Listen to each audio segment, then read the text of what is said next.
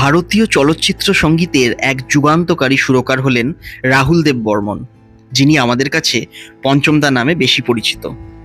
1939 সালে তার জন্ম এবং এই প্রতিভাবান শিল্পী শচীন দেব বর্মনের একমাত্র পুত্র। ছোটবেলা থেকেই সঙ্গীতের সঙ্গে বেড়ে ওঠার ফলে খুব অল্প সময়ের মধ্যেই নিজের স্বতন্ত্র সুরের ধারা গড়ে তুলতে সক্ষম হয়েছিলেন।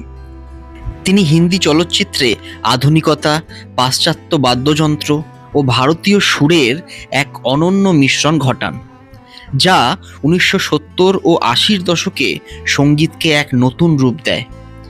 দম মারো দম, চুরা লিয়া হে, মেহবুবা মেহবুবা ইত্যাদির মতো অসংখ্য জনপ্রিয় গান তার সৃষ্টিশীলতার প্রমাণ।